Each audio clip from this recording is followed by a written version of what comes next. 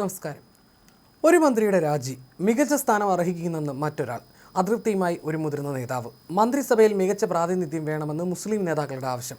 ഒപ്പം സ്ത്രീ പ്രാതിനിധ്യം ഇല്ലാത്തതിനെതിരെയുള്ള രൂക്ഷ വിമർശനവും.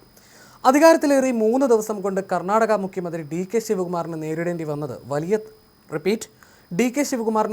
വരുന്നത് വലിയ തലവേദനകളാണ്.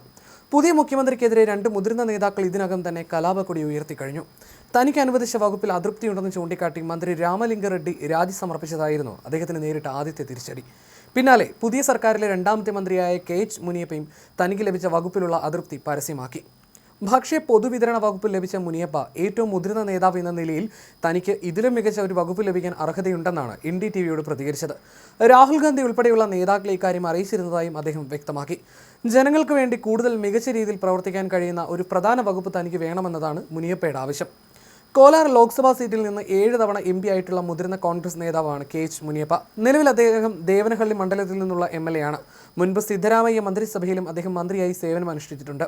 അധികാരമേറ്റ് വെറും 3 ദിവസം മാത്രം പിന്നിടുന്ന പുതിയ സർക്കാരിൽ വകുപ്പ് വിഭജനവുമായി ബന്ധപ്പെട്ട് പരസ്യമായി അതൃപ്തി പ്രകടിപ്പിക്കുന്ന 2ാമത്തെ നേതാവാണ് മുനിയപ്പ. വെള്ളിയാഴ്ച രാവിലെ വകുപ്പ് വിഭജനത്തിലുള്ള തന്റെ അതൃപ്തി രേഖപ്പെടുത്തിക്കൊണ്ടാണ് മുതിർന്ന നേതാവായ രാമലിംഗ റെഡ്ഡി മന്ത്രിസഭയിൽ നിന്ന് രാജിവെച്ചത്.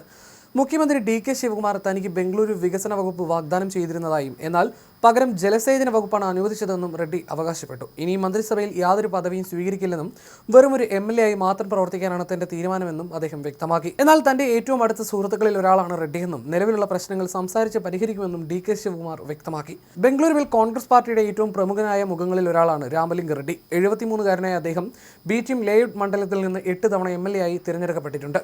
മുൻപ് കർണാടക സർക്കാരിൽ ഗതാഗതം, ദേവസ്വം, ആഭ്യന്തരം എന്നീ വകുപ്പുകളുടെ മന്ത്രിയായും അദ്ദേഹം സേവനമനുഷ്ഠിച്ചിട്ടുണ്ട്. ഈ 2 മുതിർന്ന നേതാക്കൾക്ക് പുറമെ ആദ്യഘട്ട മന്ത്രിസഭാ രൂപീകരണത്തിൽ അവഗണിക്കപ്പെട്ടതിൽ മുതിർന്ന നേതാവ് ദിനേശ് ഗുണ്ടു റാവുവും അതൃപ്തനാണെന്നാണ് സൂചന. താൻ ആരോടും ഒന്നിനും ആവശ്യപ്പെട്ടിട്ടില്ലെന്ന് വ്യക്തമാക്കിയ റാവു എന്തുകൊണ്ടാണ് തന്നെ മന്ത്രിയാക്കാത്തതെന്ന് പാർട്ടിയോട് ചോദിക്കാനാണ് മാധ്യമപ്രവർത്തകരോട് പ്രതികരിച്ചത്. പ്രതിഷേധത്തിന്റെ ഭാഗമായി മണ്ഡലത്തിലുടനീളം സ്ഥാപിച്ചിരുന്ന ഡി.കെ. ശിവകുമാറിന്റെയും രാമലിംഗ റെഡ്ഡിയുടെയും ചിത്രങ്ങളടങ്ങിയ ഫ്ലെക്സ് ബോർഡുകളും ബാനറുകളും അനുയായികൾ നീക്കം ചെയ്യാൻ തുടങ്ങിയിട്ടുണ്ട്. വകുപ്പ് വിഭജനവുമായി ബന്ധപ്പെട്ട പ്രശ്നങ്ങൾ മാത്രമല്ല പുതിയ സർക്കാരിന് നേരിടേണ്ടി വരുന്നത്. മന്ത്രിസഭയിൽ വനിതാ പ്രാതിനിധ്യം ഇല്ലാത്തതാണ് മറ്റൊരു വിമർശനം.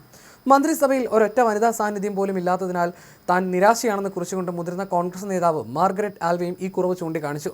പുതിയ മന്ത്രിസഭയിൽ വനിതാ മന്ത്രിമാരില്ലാത്തതിനെ BJPയും ചോദ്യം ചെയ്തിട്ടുണ്ട്. വിമർശനങ്ങളോട് പ്രതികരിച്ച DK മന്ത്രിസഭ ഉടൻ തന്നെ വികസിപ്പിക്കുമെന്നും അതിൽ സ്ത്രീകൾക്ക് കൃത്യമായ പ്രാതിനിധ്യം ഉണ്ടായിരിക്കുമെന്നും വ്യക്തമാക്കി. ആദ്യഘട്ടത്തിൽ 13 മന്ത്രിമാരെയാണ് ഡി.കെ. ശിവകുമാർ നിയമിച്ചിട്ടുള്ളത്.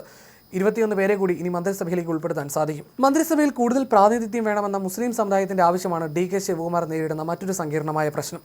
ആദ്യഘട്ട മന്ത്രിസഭയിൽ മുൻ സ്പീക്കർ UT ഖാദറിനെ മന്ത്രിയായി ഉൾപ്പെടുത്തിയിട്ടുണ്ടെങ്കിലും ഡി.കെ. ശിവകുമാർ മന്ത്രിസഭയിൽ കുറഞ്ഞത് 4 മുസ്ലിം മന്ത്രിമാരെങ്കിലും വേണമെന്നതാണ് മുസ്ലിം നേതാക്കളുടെയും മതനേതാക്കളുടെയും ആവശ്യം.